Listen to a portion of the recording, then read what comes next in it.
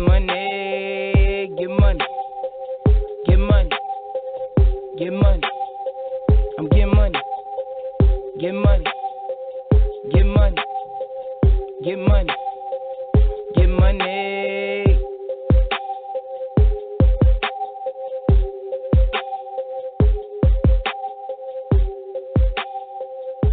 I'm in the street. All I know is that first, you've got to get mad. You've got to say, I'm a human being. God damn it. My life has value.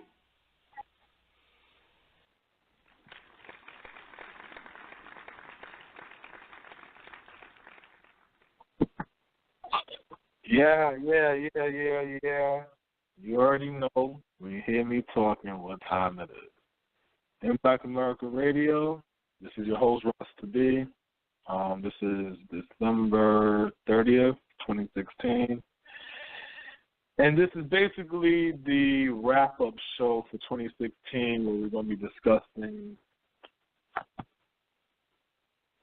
various stories, various topics, things current, you know what I'm saying, like this Umar Seti stuff to, you know, previous things like the election and what we should be looking forward to in 2017 and what we should be doing in 2017 with goals we should be setting. So that's what we're going to be talking about today. The guest calling number is 646-716-4654. Right. So I know I said that, you know, I figured we needed to do one more show today. Today is going to be the last show for the year. So I said, you know what, let's do one last show, give a send-off to the people, and one final message to the people. You know what I'm saying? One final statement. So we can all make sure we're on the same page for next year. So the discussions can change and we can be having more progressive conversations instead of reactive and informative. It'll be more progressive things being done in action for 2017. So, there's a lot of things I will be talking about today. I will be going to the books today. I want to read from a chapter, Steve Biko's I Write What I Like. The reason why I'm reading from Steve Biko is because this black man, who was an ancestor, he was murdered by the Dirty Boys in South Africa. He was writing in the 70s, from 1969 to 1972. And if you've listened to any of the older shows, you can go to the YouTube page in Black America Radio on YouTube to check those pages out. To check previous shows out, as well as going to the BlogTalkRadio archives. I don't know a particular title that I can direct you to because it's not something, a lot of this stuff isn't pre-planned. The information, it just flows, you know what I'm saying? So it's just in the spirit of. And I said in a previous show that all of this is a pattern. Study history, you'll figure the pattern out. And when you figure the pattern out, then you'll know how to counteract. The issue with black people is we don't want to study history. We want to study romanticism of history. But we don't want to study history. And when you study history, you're trying to find out the whys and the hows, the whens, the whos. You see what I'm saying? The whats. You're trying to figure it out. You're trying to see, how did we get here? What was the decisions made? How did this decision lead into that cause? That's what happens when you study history. But when you just want to romanticize and read about it, then you're just reading a story and feeling good about a story. We got to get past the feeling good. We got to get to the solving the problem. We got to get to that phase. So, 2016, man, where do I start? I mean, 2016 is the wrap for Barack Obama. 2016 is where the country decided no longer to follow progressive white homosexuals' ideology, to go back to the pattern of, after a two-term Democrat, then comes a Republican. So with that being said, 2016 also revealed a lot of truths between black and white, man and woman. What do you mean by that, Rasta B? 2016 revealed a lot of truths. Well, one, we realized that black women lost their goddamn mind with this feminism stuff. And they're flying a flag that have nothing to do with them. I had a conversation with a woman, she's a teacher, and she said to me, you know what, Rasta B, you got it easy because you only have one negative, and that's being black. But I have a double negative because I'm black and I'm a woman. And I said, what the hell are you talking about? The discrimination you feel because you're black. You're not feeling discrimination because somebody's like, you know what? I ain't got a problem with black people. It's just woman pisses me off. No. They don't like you because you're black. It has nothing to do with the fact that you're a woman. The point of the revelation is because this is something that black women held on to for a long time. This is something that was introduced to the black woman from the white woman, Gloria Steinem, I believe, introduced this whole feminism crap. Well, not introduced it, but really locked it in again to the black woman because the CIA realized that the black man, woman, and child was united during the 60s, the 70s. Well, we'll say during the 60s. So that's why they implemented for the 70s to break it up. So what happened is they started to make the black woman believe she's being oppressed as a woman. So there's been a fight for black women now to have equality and be on the same playing field as the man and all kind of stuff like that. And it's like black women ain't never been oppressed because she was a woman. Black woman has been oppressed in this country because she's black. Just like the black man in this country being oppressed because he's black, it's because just like the black woman, child, is oppressed because they're black. They have nothing. It's not ageism. It's not sexism, classism. No, all of these isms are the same ism. That's it. And 2016 should have opened up a lot of black women's eyes to realize that this white woman who is listed as a minority and gets the same benefits, civil rights benefits, as black people, even though she was a participant in our oppression, she's not your friend. She is not your friend. Clear as day, she shows you this. Clear as day, you ignore her, and you still kisses her ass. Realizations for the black woman for 2016 closing out is I'll say that she flexed her muscle a lot this year.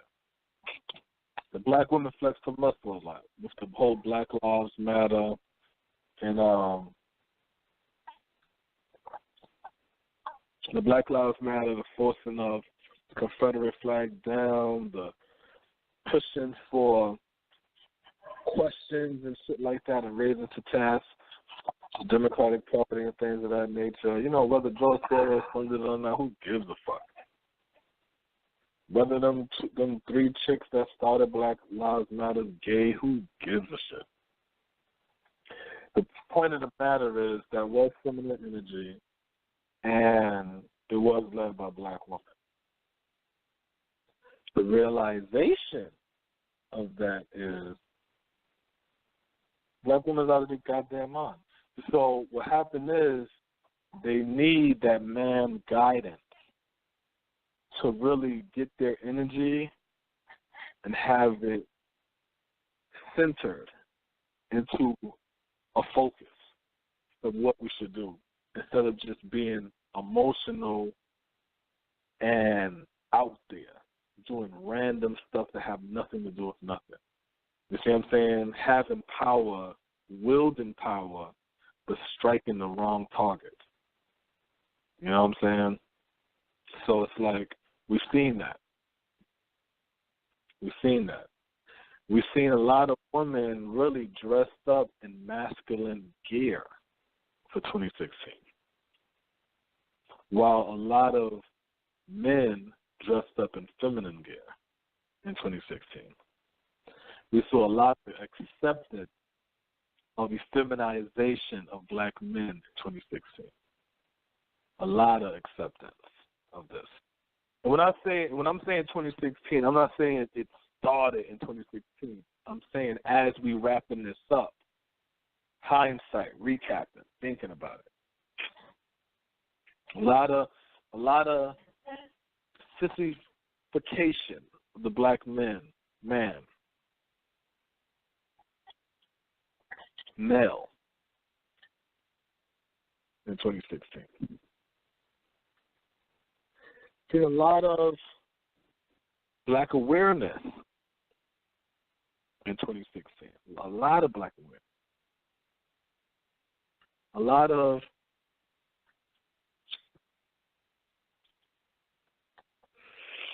of black awareness, a lot of knowledge for blackness, a lot of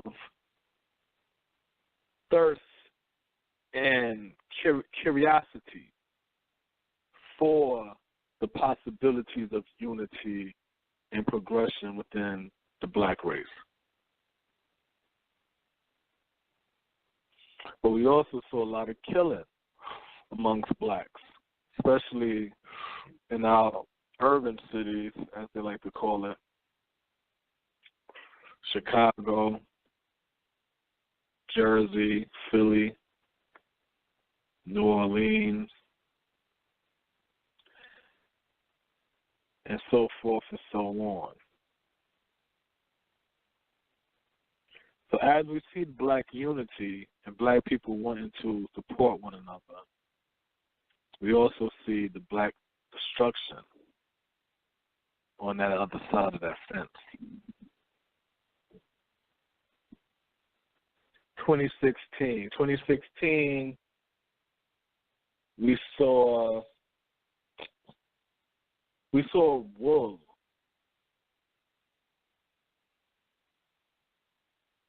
pulled over our eyes and yanked off our head at the same time. Because there was a lot of black people that really believed Hillary was going to win. I personally, and I've been saying it all throughout the campaign, I didn't see what nobody else saw. I didn't understand what did y'all see that would make y'all think Hillary was going to win outside of the media seeing it. And I even said on the show that I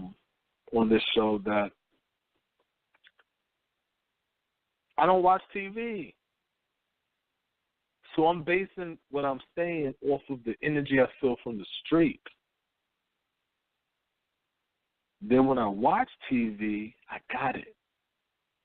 Because I would watch TV, then I'm thinking to my clear as day, this chick gonna win.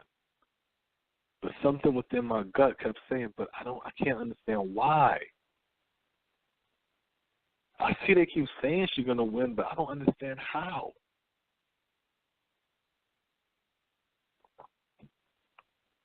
See, that was world pulled over black people's eyes. That's why nobody got it. That's why nobody understood it.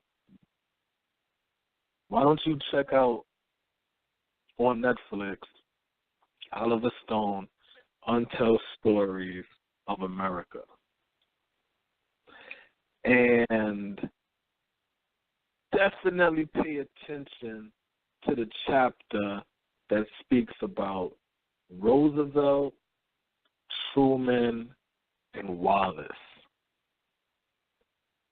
where they speak on how the people wanted Wallace. Establishment wanted Truman. And they played games behind the scenes so Truman can win. Truman was a racist demagogue like no other. Roosevelt was a racist. Only thing that stopped when it came to the racism in this country after Nixon, not after Nixon. Yeah, I want to say probably like after Nixon, they wanted to curb the openly racism stuff and try to keep it in-house and not so blatant. But it showed you how racist these people was, how much of warmongers they was, who we dealing with. If you understood that, you would have been shocked by the election. Then I hear people say silly shit like, oh, we should get rid of the electoral college. Why? Why would you get rid of the electoral college? Because the majority of the people voted for Hillary. The majority rules. Black people, stop being fools. Because if we're not the majority in America, what if the majority rule to enslave you? Stop being pawns in another man's game. There ain't nothing wrong with the electoral college. You just got to know how to play the game. The question isn't get rid of the electoral college. The question is, why do Republicans break up their counties into smaller counties and Democrats don't? Why do Democrats have large cities that they control with large voting numbers? Why they don't divide those cities up? Is it because that would increase black mayors and governors and councilmen and city officials in these newly made towns and cities? Do that now mean more funding will have to come to these now new towns and cities? Do that mean that would be too much power for these niggas to have? So the Democrats don't do that? Because if you pay attention to the Republicans, there ain't nothing the Republicans love more than making and incorporating a new city and town for them.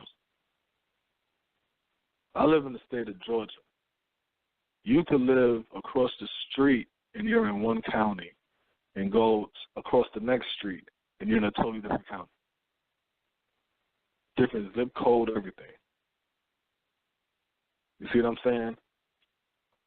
I've been living in Georgia for like 10 years, and I've seen at least 3 or 4 different counties be formed, cities be formed out of Atlanta. Northern Atlanta breaks off and turns into like Powder Springs. And another part of Atlanta breaks off and turns into another city. And they're all white, predominantly white, affluential areas who do not want to share tax money with Atlanta. And they break off. Question: why aren't the Democrats doing that?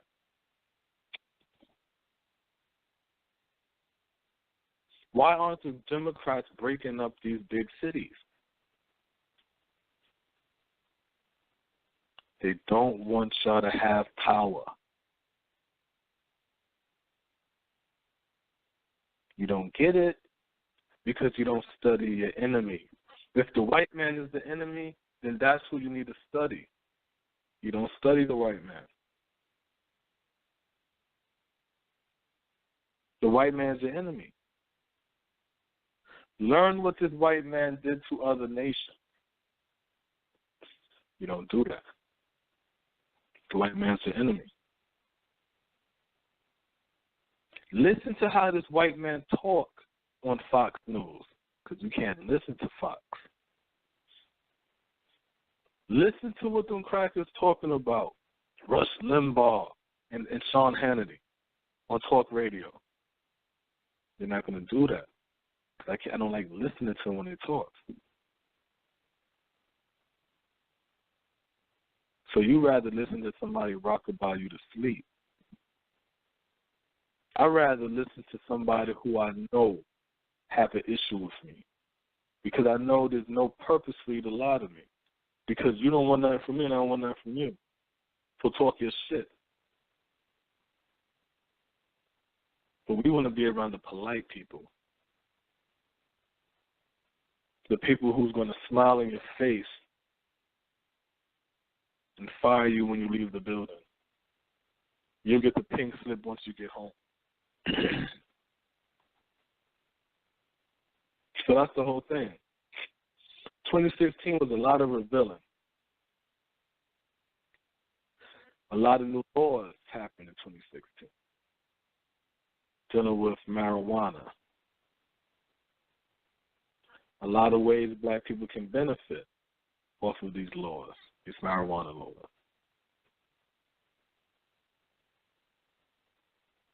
Be it stock, growing, if you have farmland, dispensary, if you got the bread and the institute to do that, which we do. The bad part of what we find out about this marijuana stuff is what? You need license. And if you don't have a license to smoke, you're breaking federal law. If you have a license, then you're okay. Remember, every law that these white people pass, they always pass a law to try to do what? Lock your black ass up. Always. Always.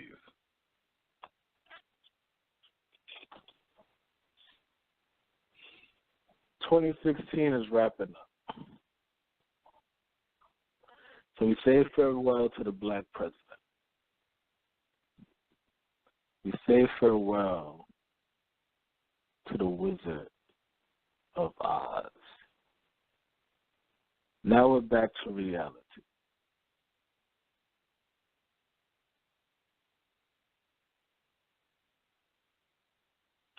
January 20th, 2017. What do we expect?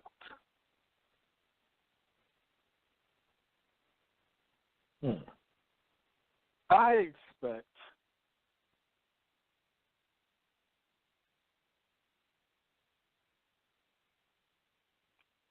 that we're going to get a flashback reminiscent of George W. Bush, who inherited an alleged good economy from Clinton, just like Trump is getting from Barack. Divided country. A year in is going to be a year in. That second year coming in, we're going to be at war. That's to unify the country, and that's to help lower unemployment, because all of the the soldiers that's out here will be overseas, labeled as employed, and that whole game get played all over. The interest rates will be going up. Only thing I'm trying to think of, is this going to be a Truman situation, or I'm really thinking Truman. He keeps screaming Reagan, but with a lot of his cabinet picks, it's really coming off more like Trumanish, which makes me now want to do a little bit more research on Truman. You know what I'm saying? Because I wasn't born during that era. You know what I'm saying? So I need to do more research on that. So what I want to do now, I want to speak on Steve Biko. Because what I want to talk about with Steve Biko is his selected writings and his views on this European system, the European, and how they handle and manipulate us, black people. 1969 to 1972, the writing.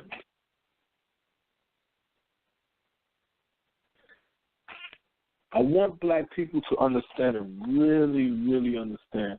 We're not dealing with clever people.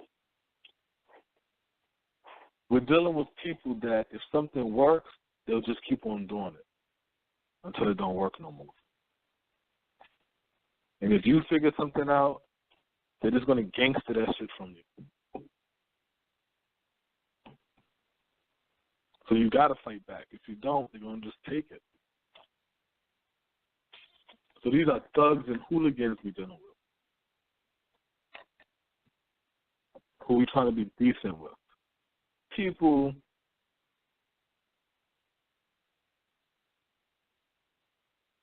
we got to stop mystifying white people. White people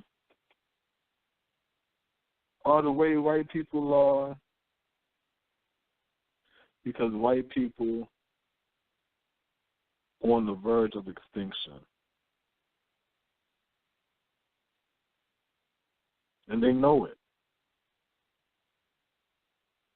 Everything about white people, as we learn from Francis Cressy Wilson, as we learn from the writings of white people, the writings of Anglo-Saxons,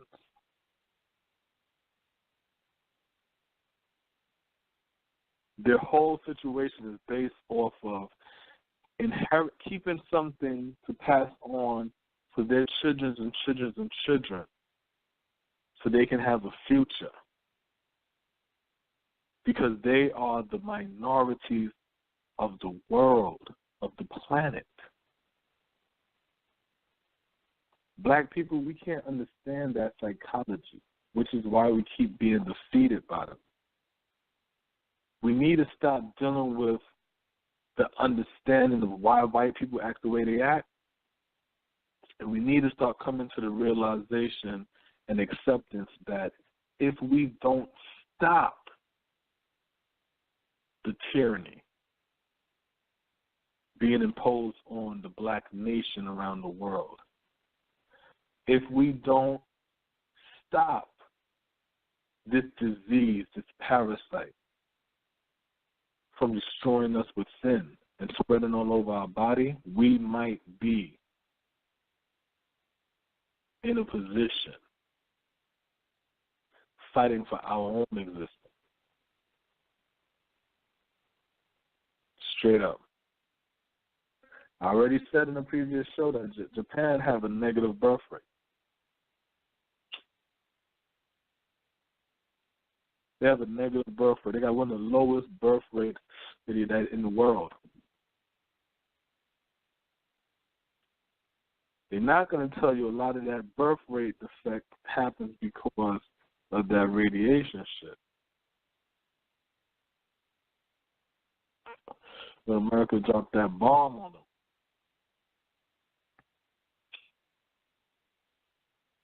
But that's why they got that birth rate. We already know white people got a negative birth rate. We know that. Black people, if we stop killing our babies,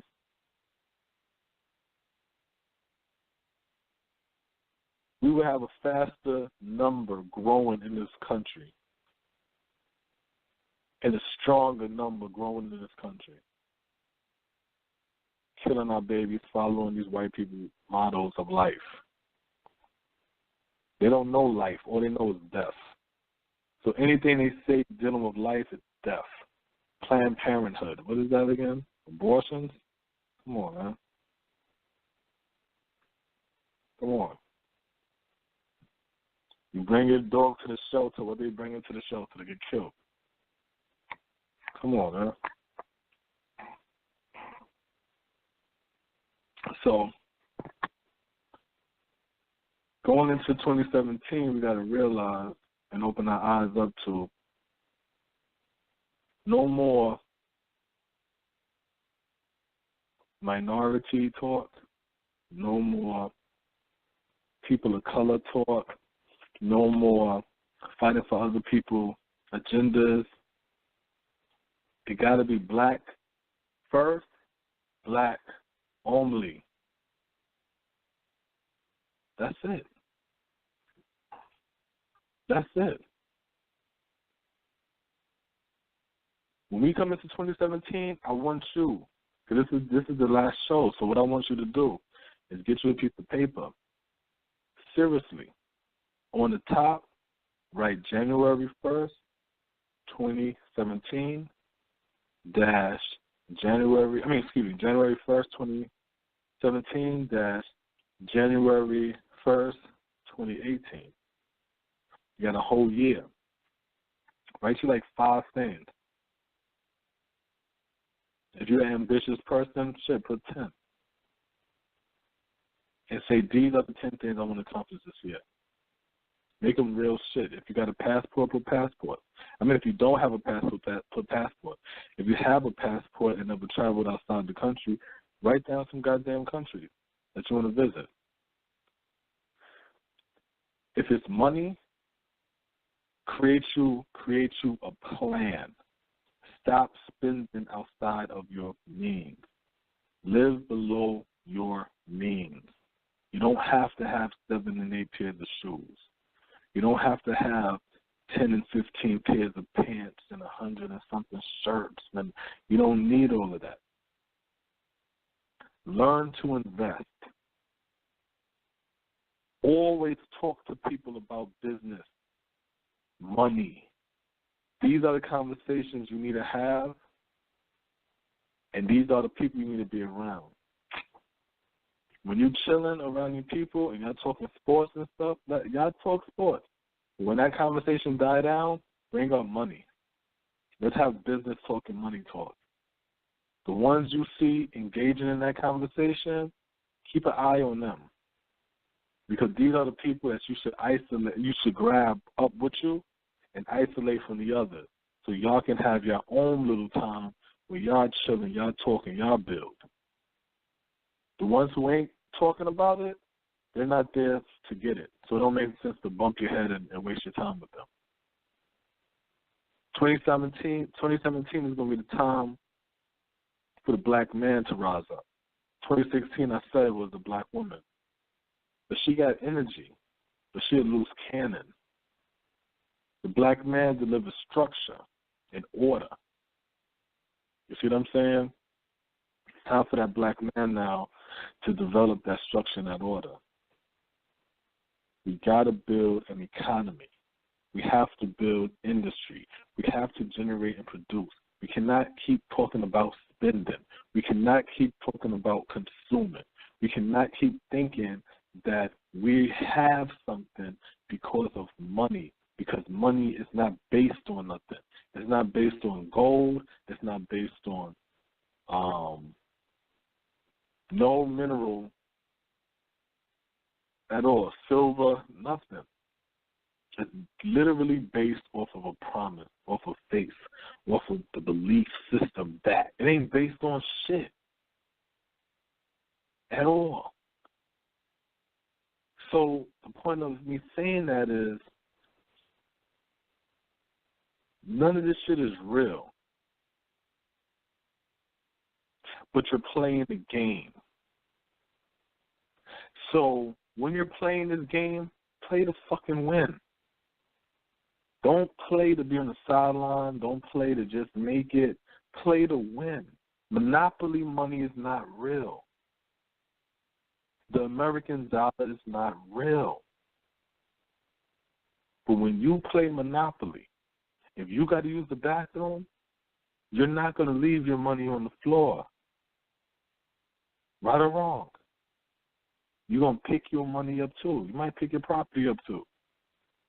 Put that in your pocket because why? You don't want nobody to steal your property. You don't want nobody to steal your money. So you'll do that. But you know that Monopoly deed ain't real, and you know that Monopoly money ain't real. But when you play in the game Monopoly, that shit is real. And you own that property, and that money is real and it's valuable. You see what I'm saying? If I give you $500 because I owe you $2, I want my $300 change back. I'm not going to give you $500 and say, well, this is fake money. I want my change. The United States dollar is not real. But if you're going to play this game called capitalism, guess what you need? You got to play with capital. And in this game, capital is American dollar. So we got to play with the American dollar. But the American dollar is not for you to make rain in a strip club. The American dollar is not for you to fucking put on your ear like it's a phone. That's not what the American dollar is for. The American dollar is the lubricant that keeps the wheel turning, that machine being you. So when you're trying to build and create something, and you need to build and create, guess what? That American dollar, it will keep that wheel turning. When you run out of that dollar, guess what? Everything stops. When I tell people that we have to build an economy, you have to understand that America is built upon individualism because it's easy to control individuals and groups of people. That's why they want everybody to be American and speak English.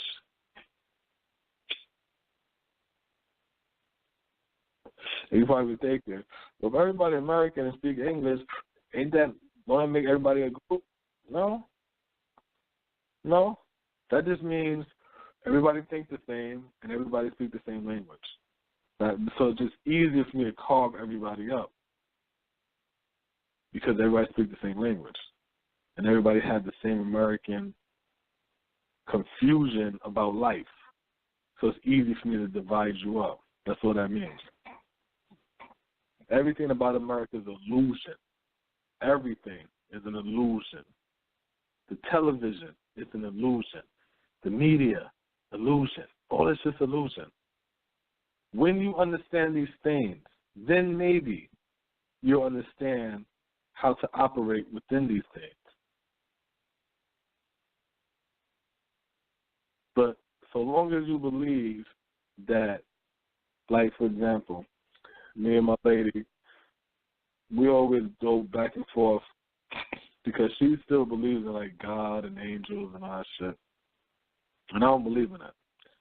So I'll tell her, I'm like, you know, you'll pray to God about money. You'll talk about, oh, a spider, this is good luck, and that means money's coming and all kind of stuff. And I'm like, you do know the Federal Reserve prints money. Now, I don't proclaim to know everything. But if you're telling me God works there too, or white spiders work there, or any other superstitions have some type of stand with the Federal Reserve, they don't control money. They have nothing to do with money. So to keep saying that, to me, is weird because I'm like, it's like literally you're making shit up. You know what I'm saying? And then you're getting mad at me because I don't want to believe something that you're blatantly making up. You know what I'm saying? Like, that's not true. There's no way that that's possible. You know what I'm saying? Because this shit is made by man. And I feel like when we understand that this is man we're dealing with. Like, did we get our ass kicked so bad physically that we just went straight to the spiritual?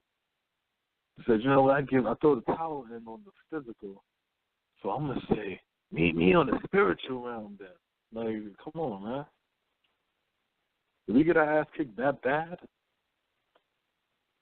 that we don't even wanna deal with this shit no more? We wanna, you know, we coming into the age of Aquarius, and in the moon is going to be retrospect and all this. And I'm like, the fuck is y'all talking about? Y'all so spooky and spaced the fuck out and counting stars and parameters and shit like that, that the nigga who's harming you is in arm distance from you. Choke that nigga out. But you ain't going to choke him out because you're too busy looking at what fucking planet is orbiting what sun or some shit like that. And it's like, it's not that hard. It's not that hard. When I talk economy, I'm talking about you as an individual. Your nation, that's your house. That's your house. Because guess what goes on in your house? Your rules. So you set your rules out. That's law. You see what I'm saying? That's law. So, okay, now you set your rules out. You know what else you do? You set out a fiscal plan. Because the money that you generate in, or if this is a two-parent house situation or whatever, the money that you and your significant other generates in, that's the GDP. That's your house gross domestic product. Now, true indeed, you're not generating stuff to bring money in, which would be better. You're just working, but at the same time, in theory, that's your GDP. So when that money comes in, really that would be considered like your finance. That's your aid from another country. You could say that. But let's say that. But let's not get real technical. That's your GDP. So that money comes in. Boom. Then you say to yourself, okay, what is the debt that I owe? You start paying. You pay your debt off. That's your light, your gas, your you know what I'm saying. This isn't your dash, your car notes, your insurance. You pay those off. You get that money. You say to yourself, how much money am I going to put aside? You know what I'm saying? In the treasury. And how much money am I going to put to reinvest back into this country, which is my house and my family? Then as you and your woman working and planning and living by y'all strategy, y'all yearly plans, that y'all setting up saying, this is what my plan is, this is what my goal is. This is how we're going to live our life for this year. For this year, we're going to do that. Meaning, if this year, you say for 2017, I got to get my shit together. You know what I'm saying? For 2017, I want a house. For 2017, I want a business. For 2017, I want to get out of debt. For 2017, I want an increase of financial cushion where I can see that, wow, okay, I got a nice little savings or whatever. You can say to yourself, all right, for 2017, from the top of January to the bottom of December, I'm not buying no gear unless I need it. I'm not going out partying. I'm not smoking. I'm not drinking. I'm not going out to eat. I'm not going to the movies. I'm not doing nothing. All I'm doing is working and coming home. I'm going to do that for a whole year. When you do that for a whole year, that sacrifice, 2018 comes in, and you a different you. Because of that decision that you made when you write down goals and say to yourself what it is that I want to do and how can I change that, how can I make that a reality. You see what I'm saying? This is how I like to deal with these years. You look at what the whole 2016 meant, and then you figure out how you want to change and alter that for 2017. You see? I got 6 more minutes, Guest call in 646-716-4654 in Black America Radio 2016 wrap up. But yeah, after the 6 minutes, I'm gonna get into this. Steve Biko. Title's called "Let's Talk About Bantustan." We're gonna get into that shit. Because when I read that, it was crazy because it's so reminiscent to the same shit we do here, that we go through here. You know what I'm saying? But we got to understand, man, the white man is a white man all over the world. The biggest trick that devil did to us was to convince us that we're all different. That's the biggest trick. The Hebrews fall for that trick because they fall under white people ideology. That's what they fall under. They try to blacken up that Hebrew shit.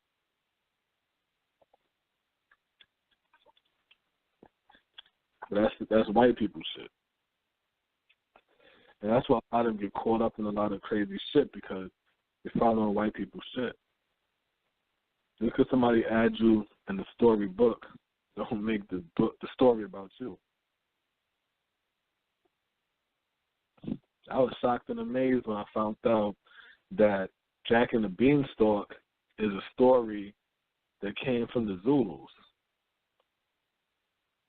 of South Africa and adapted differently all across the world. You see what I'm saying? So just because they add you in a story don't make the story about you. The Lion King, another story. That's an African story. But if I'm looking at it from Disney's point of view, okay, now what? Do I know the original story? If I'm looking at Jack and the Beanstalk from a Disney point of view, do I know the original story? Look at The Wiz. If you look at The Wiz and you're like, yo, see, this is an adaptation of a white story, The Wizard of Oz. Nah, yo, look, Dorothy, look how much soul they got in there. Look how she's in Detroit. Yeah, but it's an adaptation of The Wizard of Oz. Instead of Kansas, she's in Detroit because she's black. No, that story is about our sisters and what we went through in the past and how we got into the hells of Babylon and what? What the fuck are you talking? No, this have not. What are you talking about? The story was adapted. It's an adaptation. It was remixed and changed for a different viewership. which was black. So it's more relatable to black people. So when we watch The Wiz, I like The Wiz. But The Wizard of Oz? The Wizard of Oz birthed The Wiz. You can't get away from that. And sadly, hopefully, I'm alive during this time when the Hebrews wake up to that knowledge and realize they've been following a white man's book all this time. Or they're patriots messing around with black Ethiopian women that's like they're whores. And we don't peep none of that. The last shall be first and the first shall be last. We think that's about us. That has nothing to do with us. We're the first that became last. The white people are the last that became first. We don't get it because we want to stand being victim. Now they got the sky thinking a cloud going to come and God's going to come in judgment day and the wrath of God and the Lord. And no, that's a man. Walk up to that man and beat the shit out of his ass. That's what you do. That's what you do. As a man. That's what you do. You don't sit there as a man and watch another man. No, excuse me. You don't sit there as a man and watch a male beaten on a woman outside. And then you say, oh, Lord Jesus, what should I do? What should I do? I'm going to act like I don't see it. Somebody's going to help. No. When you understand that these are men out here you're dealing with, and women out here you're dealing with, and children out here you're dealing with, then you're going to move accordingly. But when you want to keep mystifying shit, then you're going to always think somebody else is going to handle it. Somebody else is going to solve the problem. Somebody else is going to do it for us. That's why in 2016 I keep hearing black people say things like, oh, I don't think Trump has the plan for us, or I don't think he knows what it is that we need. Why are you letting somebody else dictate your agenda? Why are you trying to let somebody else tell you your plan? And we would say that with no qualm.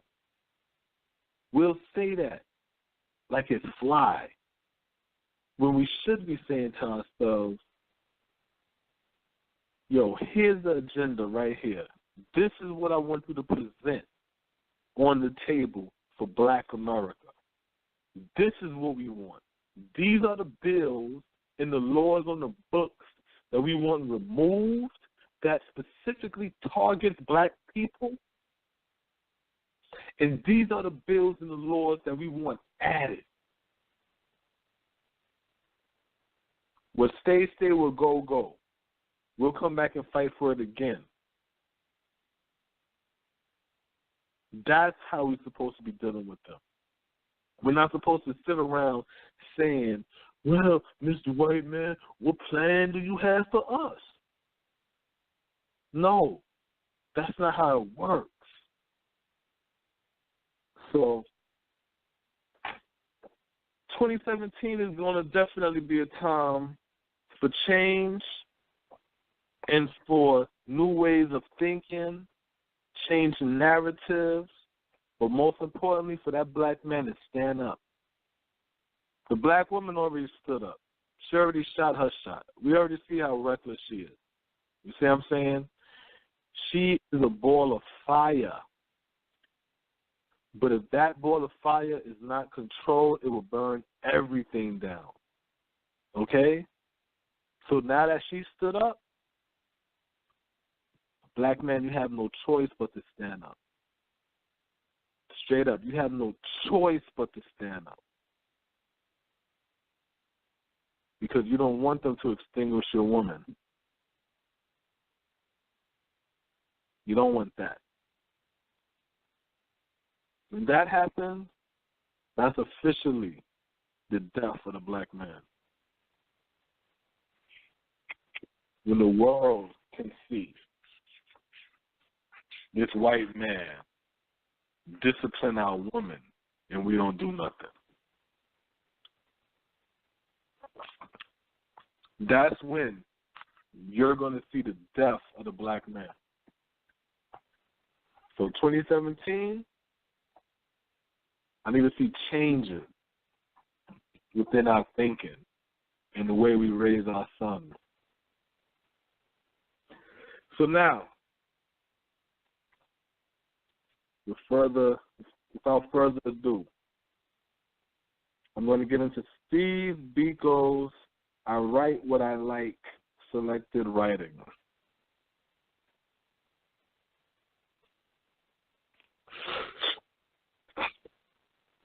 Chapter 13. Let's talk about Bantustan. Bantustan.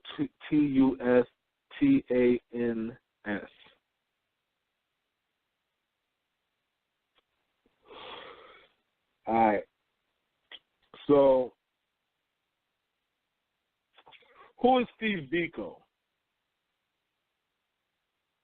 Steve Biko, they call him the father of the black conscious movement in South Africa. That's why I don't like when they say the so-called black conscious and all kind. Now, the conscious music movement is for real. It's just you got jokers, but the movement is for real. So it goes, the concept of Bantustans or independent/autonomous African homeland is the cornerstone of the nationalist government's native policy.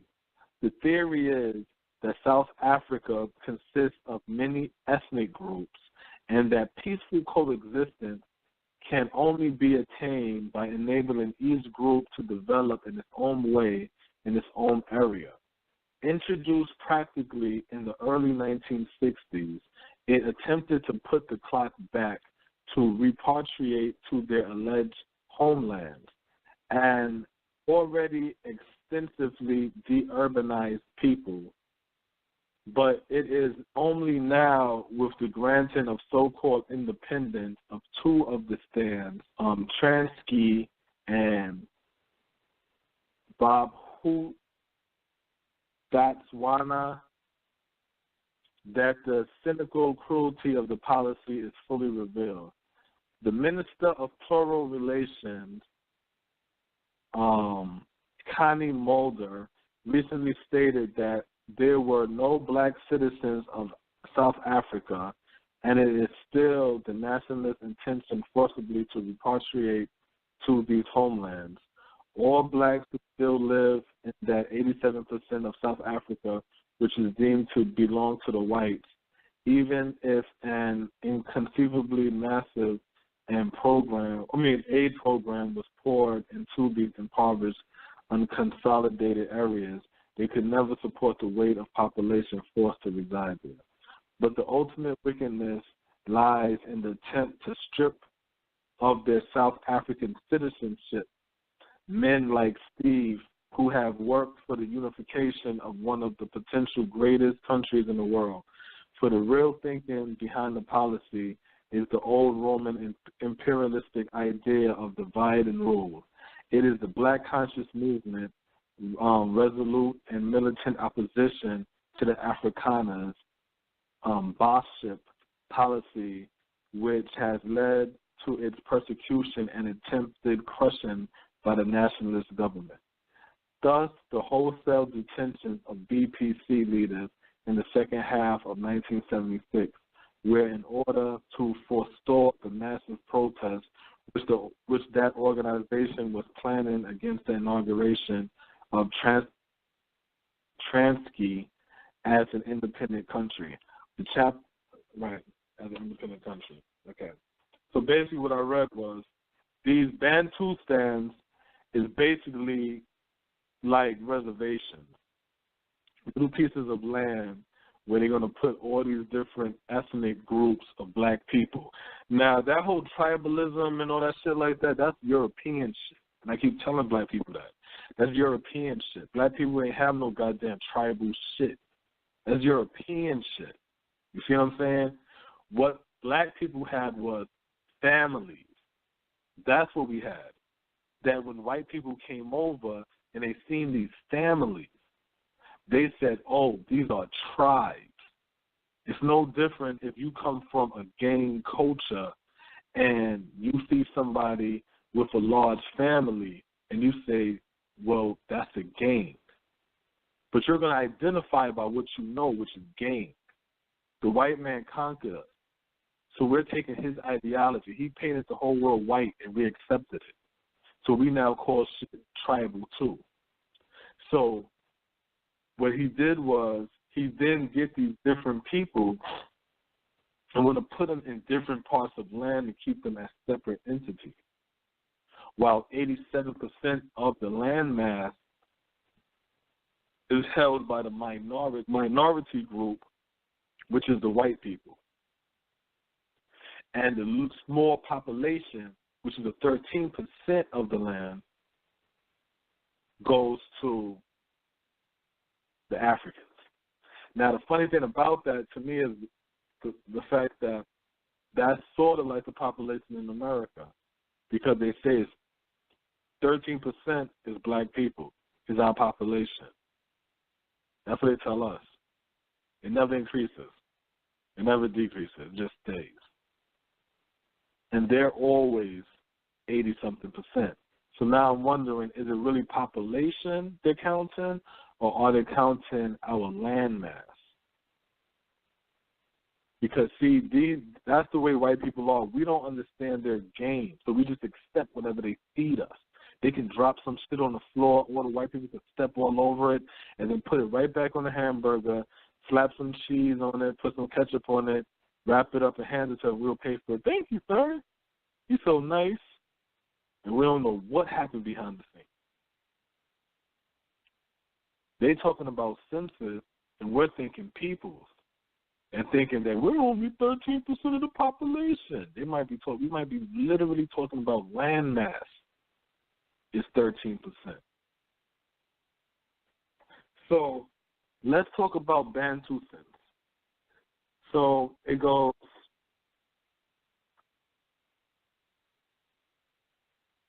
in the white ranks too, the idea was heavily criticized and seen as extremely immoral. However, I want to make sure I'm not skipping nothing important. I'm just reading what I have highlighted. Yeah, okay. However, as the conservative elements of the Africana section begin to show interest, I'm going to have to go back a little. All right, so what happened was this. It says, it is now almost 10 years since the Bantustan idea was practically introduced by the nationalist government as a lasting measurement towards the solution of the native problem. Of course, the idea of territorial segregation in South Africa is an old one. It was in 1913 that Sauer, S-A-U-E-R, a supposed liberal cabinet minister in the then government, first suggested the appointment of parts of the country to accommodate aspirations of the native population.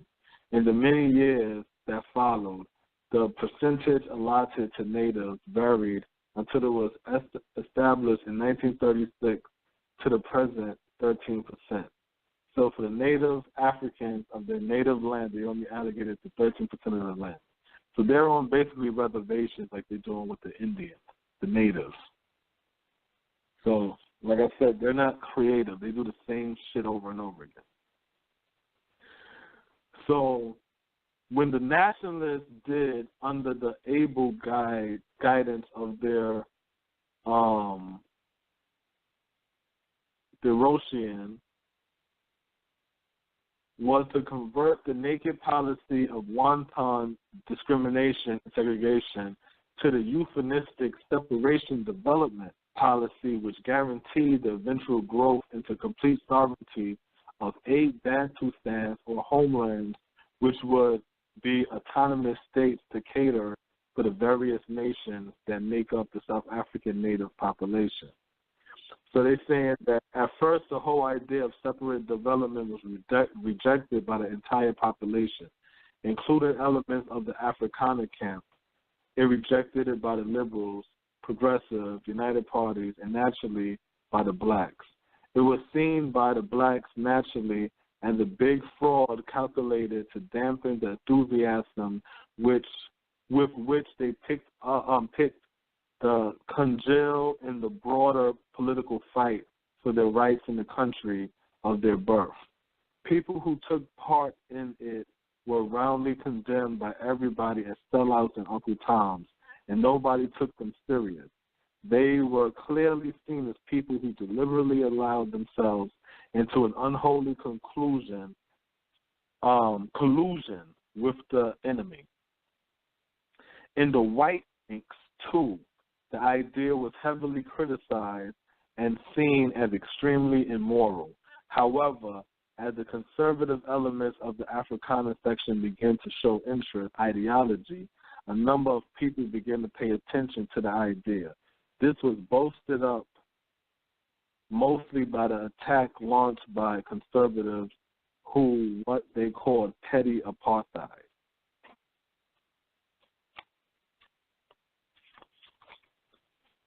So this is what's going on in South Africa now with the political systems, right? So now it goes, and their system is divided, liberal and conservative, just like America. So now it goes, there are two views regarding Bantustan. Now tell me if this sounds familiar. The first one is that of there's two views.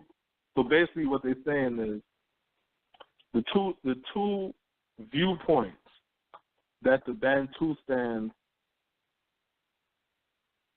have is, the first one is that of total acceptance with the hope that any demands made by the blacks through peaceful negotiation will lead to granting of further concessions by the white power structure places. Do that sound familiar, black people? Is that the agreement we made? Or maybe I should say our black leaders made?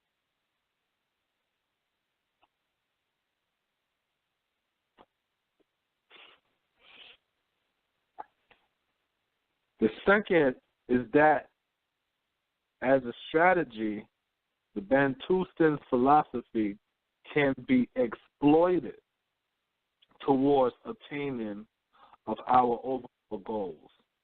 Both views are dangerously short-sighted. The first one is an obvious sellout and can only be accepted by people who have already sold their souls to the white man. The second one leads to a lot of confusion, part of which is in fact a subconscious acceptance of the Bantu idea per se by the masses who cannot appreciate the nuances of the debate surrounding the so-called strategy. Meaning, the people eventually falls in because it's confusing, because people are going to say, all right, let's play like we're down for this shit, but we're really strategizing and we're really going to infiltrate and do all of this. And then the people get frustrated because they don't see no progress. Then after a while, like, man, this shit ain't never going to work. Do that sound familiar?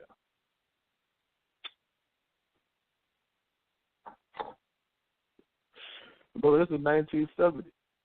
1970s, South Africa. We're in 2016, about to be 2017, America.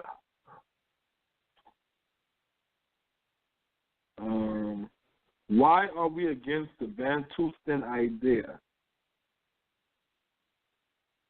Black people reject this approach for so many reasons, none of which are as fundamental as the fact that it is a solution given to us by the same people who have created the problem. In a land rightfully ours, we find people coming to tell us where to stay and what powers we shall have without ever consulting us. The whole idea is made to appear as if for us while working against our very existence. I'm going to read that again, Black. The whole idea is made to appear as if for us while working against our very existence. A look at some aspects of the policy shows this very clearly. Geographically, in terms of land distribution, Bantustans present a gigantic fraud that can be fined no moral support from any quarter. We find that 20% of the population are in control of 87% of the land, while 80% controls only 13%. To make this situation even more ridiculous, not one of the so-called Bantustan nations have an intact piece of land. All of them scattered little bits of the most unyielding soil. In each area, the most productive bits are white-controlled islands on which white farmers or other types of industries are situated. Do that sound familiar? If you look at Indian reserves, that's their story. In this case here, with Africa being so mineral rich, they have businesses, other white industries still have control over the more productive parts. The little bit of parts that is productive is being controlled by white men. So all the parts that the white men have drained up all the resources, then get left to the Africans to tend to. In these pieces of land, 13% of the land that the white man leave them. Economically, the black man have been given a raw deal. 1970s, this was written. Economically, the black man has been given a raw deal. That's the part of the game that we have to get together, is the economics. Generally speaking, the areas where Bantus are located are the least developed in the country, often very unsuitable either for agricultural or pastoral work. Not one of the Bantustans have access to the sea, to the major ports, and in all situations, mineral rights are strictly reserved for the African government. So any minerals that's found, gold, diamonds, things like that they can use to sell to have money, they can't even sell that. That's owned by the government on this land that was given to them. Control of industry and its growth in all of the Bantustans is locked up in the hands of the Bantu Investment Cooperative, which through meant to be non-profit making, is reputed for exploitation of the aspirant African traders and industrialists in all the Bantustans. The so-called border industries now begins to mushroom at the edge of the Bantustan, are oriented to exploit the labor force from within the Bantustans. Most of them are subsidized by the government, and their products are tax-free. And even though they have that, in spite of such advantages, they go on to pay all-time low wages, which are about 1/3 of what they would normally pay in urban areas. In addition, it should be noted that these industries are border areas. Border areas are often outside the geographical confines in which most industrial council agreements operate. And since the black workers have no trade unions to push their case, they are virtually left at the mercy of employers who are under no obligation to pay them according to rates operative elsewhere in the country, all this in their land. By who? The same white man is dealing with us the same way. Politically, Bantustan are the greatest single fraud ever invented by white politicians, with the possible exception of the new United Party federal policy. The same people who are guilty of the subjugation and oppression of the black man want us to believe that they can now design for blacks means of escape from the situation. The point is that this is not the intention of the policy. The actual intentions of the Bantustan's practices are the following: to create a false sense of hope amongst the black people so that any further attempt by blacks to collectively inculcate their aspirations should be dampened. Again, I'm going to read this again. How much of this shit can you identify with 2016? Before we leave, before we get into 2017, because this is the last show, before we get into 2017. Before we leave 2016, how much of what I'm about to tell you, that this brother who's an ancestor who was murdered by these wicked-ass devils in his writings in the 70s, 1970s, can you still identify with now, 2016, in America? And his brother wrote this in 1970, from 1969 to 1972, in South Africa. To create the actual intention of the Bantustan's practices are the following. You can add the actual intentions of the Democratic Party are the following: to create a false sense of hope amongst the black people so that any further attempt by blacks to collectively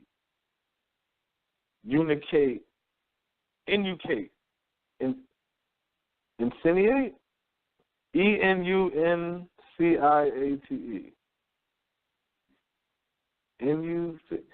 their aspirations should be dampened. So if they want to collectively get this shit popping, then, you know what I'm saying, it'll be dampened because of hope that shit will change. To offer a new but false direction in the struggle of the black people by making it different, to offer a new but false direction in the struggle of the black people by making it difficult to get even the 13% of the land, the powers that be are separating our struggles into 8 different struggles for 8 false freedoms that were prescribed long ago. This has also the overall effect of making us forget about the 87% of the land that is in white hands. So what they're saying is, in the Bantustans, these little Indian reservations, they break these African nations down into eight and put them on land. So now they have all these different 8 people fighting for their own stuff. Oh, the Zulus want this, and all the this ones want that, and all the that ones want this. And then it's like 8 people fighting again. So then if one person of the 8 gets something, then it's like, yes, freedom, we got something. So, and then other ones, they getting mad and stuff like that, and other ones want to fight back, and well, we want this, and if they get that, and then all this time, they forget, nigga, they still got 87% of the land. And we're fighting and bickering over petty wins that this white man is giving us, like, just to quiet us up. Do that sound familiar? To cheat the outside world into believing that there is some validity in the multinational theory so that South Africa can now go back into international sport, trade policy, etc., with a soothed conscience. Do that sound familiar? To boost up as much as possible the intertribal competition and hostility that is bound to come up so that the collective strength and resistance of the black people can be fragmented. Do that sound familiar? To boost up as much as possible the intertribal competition and hostility that is bound to come up. It's bound to come up. But it's no different in football. I'm a Giants fan. If somebody's a Cowboys fan, we're bound to talk shit. It's going to happen. But what if somebody always come around and keep instigating shit? I get up to take a piss and I come back and it's a damn Cowboys condom on my fucking beer. And I'm like, yo, what kind of shit? And I'm looking at it and everybody laughing. I'm looking at the Cowboys dude like, motherfucker, you fucking with my beer, yo. And now it's like, oh, now we arguing and fighting and guns getting pulled and all kind of stuff. Like, why? Because somebody instigating something that's bound to come up. We bound to get into this shit about the Cowboy stuff. But you playing it up and you turning it up and you keeping the heat intensified.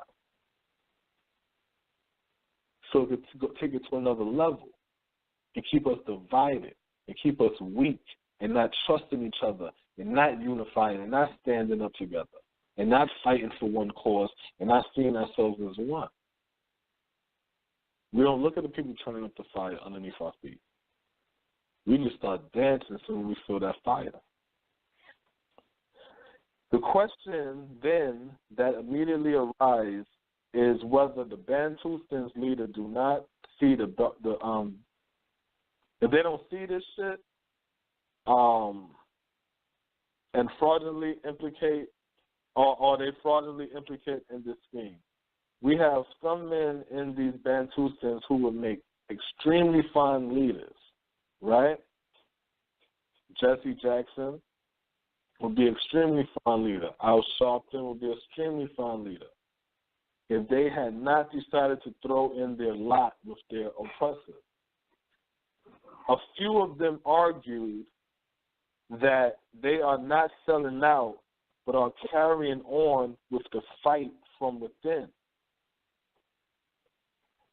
There is no way of asserting the truth of these assumptions. The ultimate truth is that participation in the Bantustan setup is dangerously misleading to the black pop. There is no way of stopping fools from dedicating themselves to useless causes. We got to remember that part. Because what happens is this. We shall concentrate here on the merits and demerits of using the system to fight the system and forget about these Bantustan leaders who believe sincerely in the policies of apartheid.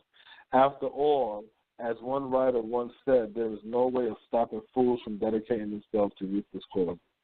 There are in South Africa at the moment a number of people who are participation in Bantustan politics have led the black people in part and political observers throughout the world to begin to take a second look at Bantustans with the belief that something can be achieved through a systematic exploitation of the Bantustan approach. The argument runs that all other forms of protest disagreements, and opposition are closed to black people, and that we can call the bluff of the government by accepting what they give and using it to get what we want. What most people miss is the fact that what we want is well known to the enemy, and that the Bantustan theory was designed precisely to prevent us from getting what we want. The authors of the system know it best, and they give us any concessions we may demand according to a plan prearranged by them. When they created these dummy platforms, they knew that some opportunists might want to use them to advance the black cause, and hence they made all the arrangements to be able to control such ambitious natives. What is more painful is the Canadians talking about their own leaders, right? So they say what is more painful is that Matanzima and Booth Halsey are perhaps more than somebody else acutely aware of the limitations surrounding them. It may also be true that they are extremely dedicated to the upliftment of black people and perhaps to their liberation. Many times they have manifested a fighting spirit characterizing true courage and determination. But if you want to fight your enemy, you do not accept from him the unloaded of his 2 guns and then challenge him to a duel. Bantustan leaders are subconsciously siding and abetting in the total subjugation of black people of this country. It ain't just Bantustan leaders. Black leaders are subconsciously siding and abetting in the total subjugation of the black people of this country by making the kind of militant noise they are now making. They have managed to confuse the blacks sufficiently to believe that something great is about to happen. As a result, blacks are sitting on the touchline cheering loudly while Mantazima and Mangopi are performing. The people is also confused by the exaggeration given by the white press to the possibilities open to these leaders. The white press know fully well, of course, that it is to their advantage to misdirect the attention of the blacks. The white press knows fully well, of course, that it is to their advantage to misdirect the attention of the blacks. The white press know only too well the limitations of Bantustan theory, that it is a far cry from what the blacks want, but goes on to build up the image of Mantazima and the Booth Halsey, whatever, in order to harness them to the path that they have already chosen, and to make non-analytic masses believe that a great victory is just about to be achieved. Also, by widely publicizing the pronouncement of the Bantustan leaders and attaching extremely liberal connotations to these pronouncements, the white press has confused the outside world to think that in South Africa, not only is there freedom of speech, but that the Bantustan leaders are actively plotting for the ousting of the white government without the government taking action. Meaning, when you hear these people running around talking all that crap, and they're going to do this to the government, and they got this much power, and it's like, yeah. All of that is just to make the outside world, when the United States says, look, we allow our people freedom of speech. Look at the Hebrew Israelites. Look at them on the corner, how they curse America and they curse the white man, and because they love bragging about that. But guess what? That's just, y'all just pawns. Y'all just pawns. That's it in the white man's game. He used y'all to talk like that just so he could say, see, now this is what we want y'all to do now. That's it. And when he's ready to shut y'all down, he shuts y'all down. Last couple of points. When you agree with the government, you are an exemplary native who see value in being led by whites. When you use Bantustan platforms to attack what you do not like, you epitomize the kind of militant black leader who in South Africa is freely allowed to speak and oppose the system. You exonerate the country from the blame that it is a police state. South African information bureau throughout the world carry long coverage of activities and pronouncements by Bantustan leaders to highlight the degree of open-mindedness and fair play to be found in this country.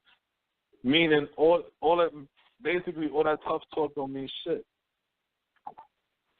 So them people sitting over there, down with America, burn America, and George Bush to kiss my ass, and the people ain't going to tolerate this more, and we're going to have. All of that is just for show. All of that's just for show. You got to stop looking at that. Yeah, that brother is telling it how it is. No, he's doing what he's allowed. We don't get it because we don't study history. We don't get it because we don't study this white man, this Anglo-Saxon. Let's call him by his name. We don't study the Anglo-Saxon. We don't study him. We don't study us. We want to be romanticized, rockabye, and tucked in the bed.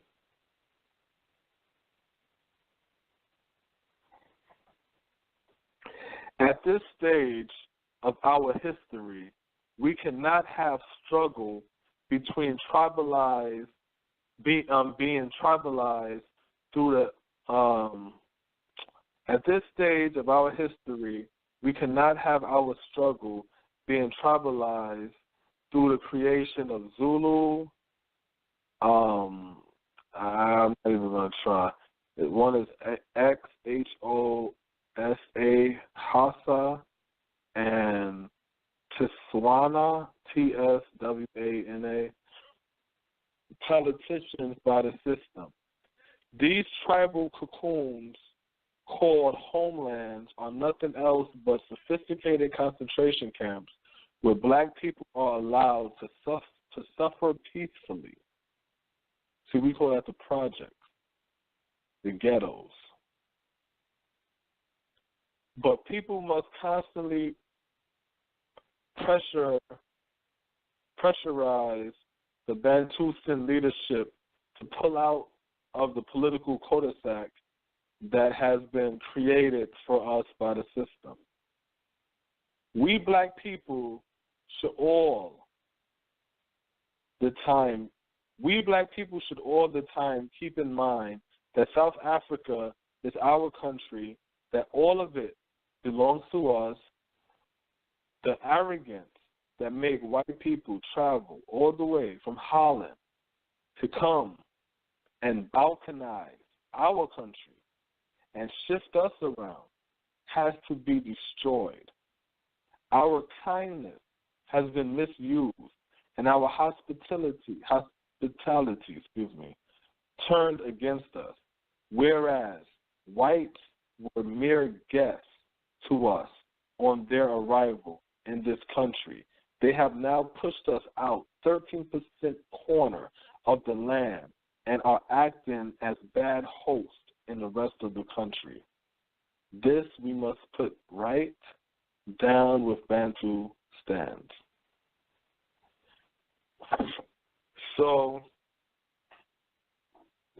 I wanted to read that part because I want black people to understand that This is a game, like Monopoly. And when you understand that it's a game, wherever this game was played, the same game, you know what I'm saying, the same rule, the same strategies was played already there too.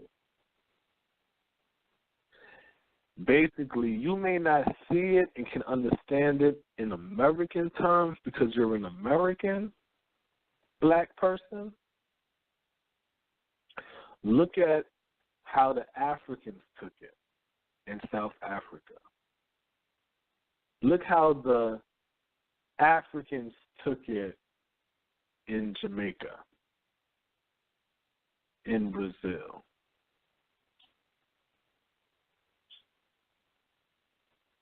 Look how they operate with one another, where the game originated at. Because they don't switch it up. These are not clever people. These are just sneaky people.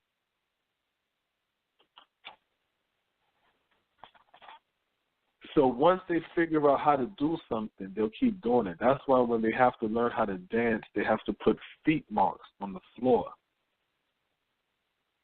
They're not freestylers. They don't have time. Their time is running out. So you have to say to yourself, am I going to waste my time following and chasing and studying and sniffing after them? Or am I going to use this time? Am I going to use my time to build my nation up? We got to stop thinking so big. It's like, as black people, we look to the roof and want to think about how dope our roof is going to be. But we didn't even lay down our foundation yet. Let's start working on the foundation. There's a lot of things that we need to be working on when we get into this 2017. A lot of things. We need to write down goals. We need to start setting up goals and achievements. We have to start pushing ourselves. If you have children, straight up, goals, sit them down, let them all come up with papers and say, what do y'all want to do this year? Now, where do y'all want to go? What do y'all want to buy? What do y'all want to achieve? Do y'all want to learn another language? Do you want to read a certain amount of books for the year? Achieve a certain grade or GPA in school?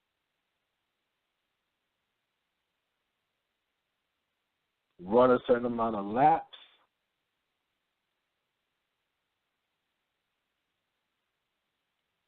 You gotta occupy. You gotta work your brain. We have to get that spark again within us of wanting more. And we got to stop only having that spark when we're starved out by this cracker. We got to stop that, because I get sick of that. When times seems or appears to be okay, where it's a little humbler for us to move around, we should still have that thirst. And when times get tough and it's a little thick out there in them streets, bread is a little tight, then we're even more ambitious. Always have to be on our grizzly, because we got to remember, we are in the middle of a war. There's a war going on, and we're scared to deal with that. They destroyed our economy. They destroyed the black man. They put fear and intimidation in the black woman.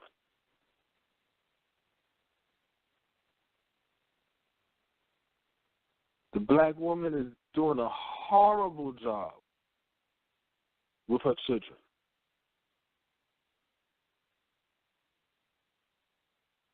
The black man doing a horrible job being men and protectors and showing some type of balance and correction.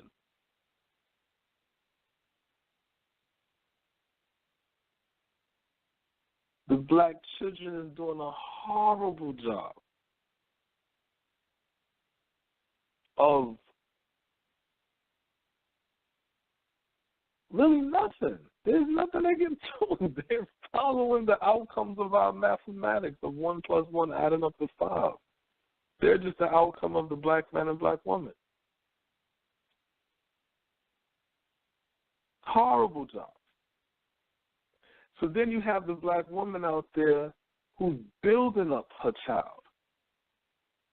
And the black man who is providing and protecting and building up his family is twice and 3 times as hard for them now. Because they have to deal with fighting against the white man and his BS, and they have to raise their children to fight against your horrible upbringing of your kids. So it's a lot of crap going on in our community that has to be cleaned up. 2017 has to be a cleanup year. 2017 has to be the year of the black man. Has to be masculine energy. Hillary Clinton broke her neck on that glass ceiling. She shot her way up there and boop, clunked her head, broke her neck. She over. Trump is the president. Now we're about to deal with white male aggression. Now, I don't know how we're going to deal with white male aggression with a lot of these guys wearing dresses.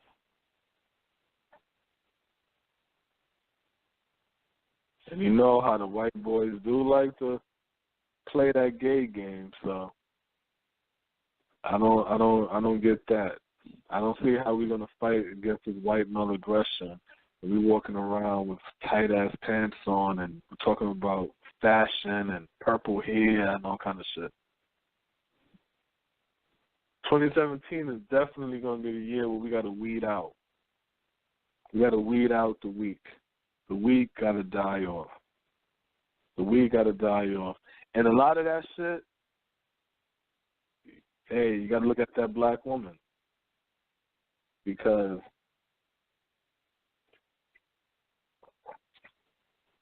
you can't control what you birth and what you raise up, but you can control who you lay down with and breed with.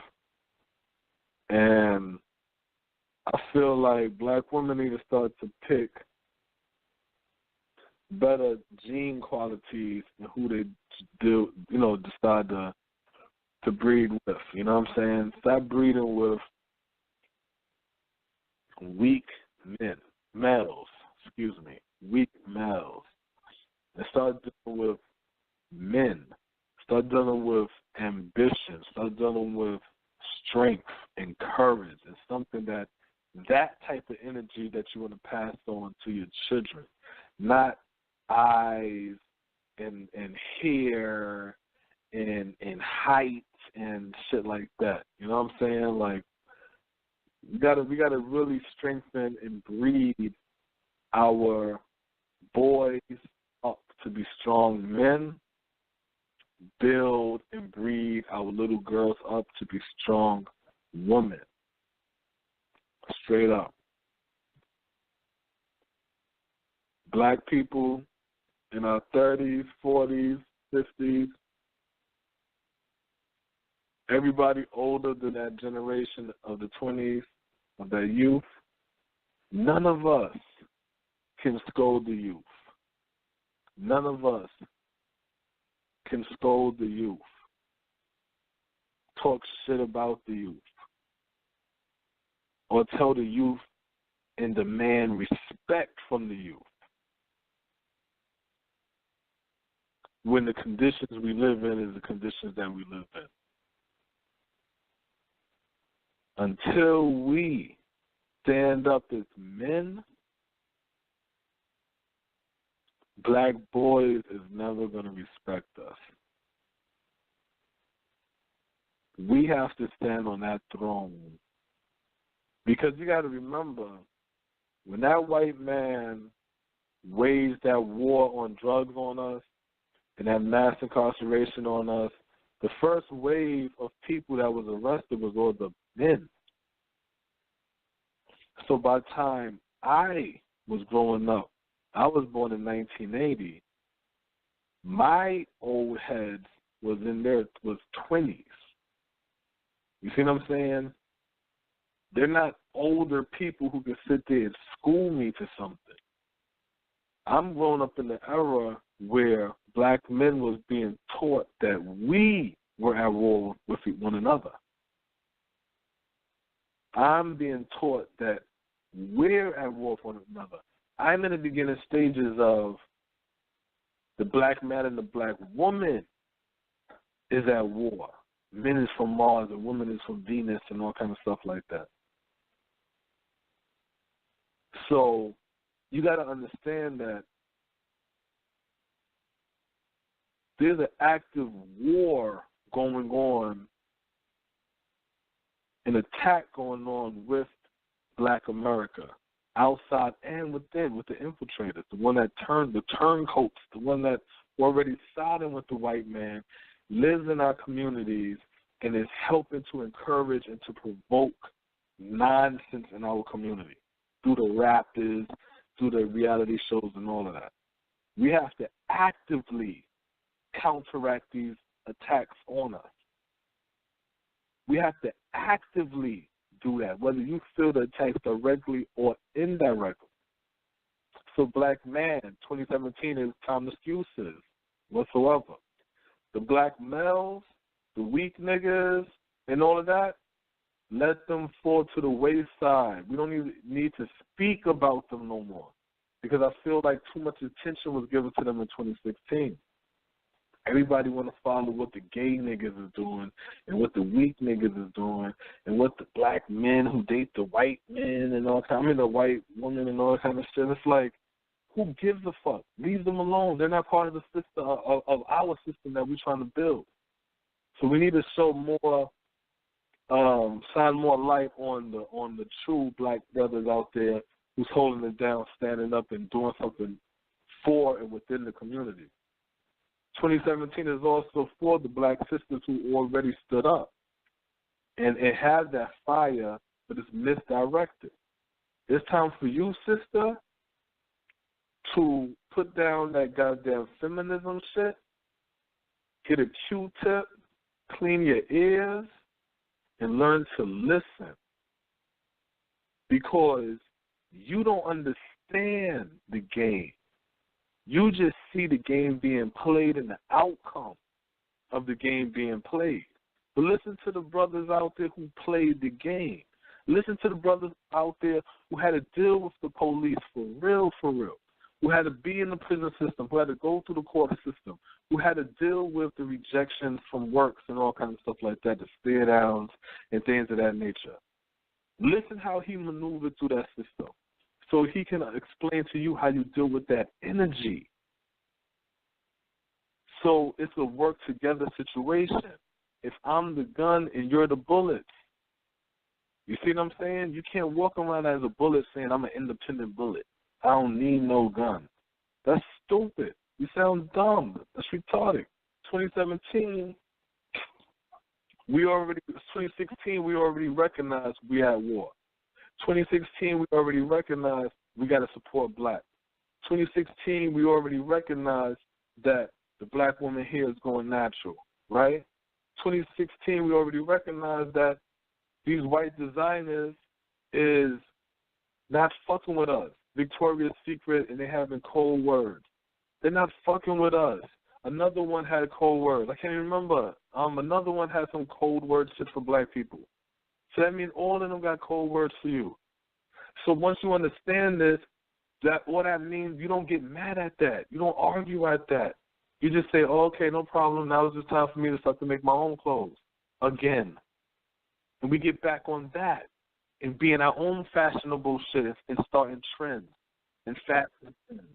But the reason why we can't start fashion trends and we don't think like that, honestly, because we ain't creative.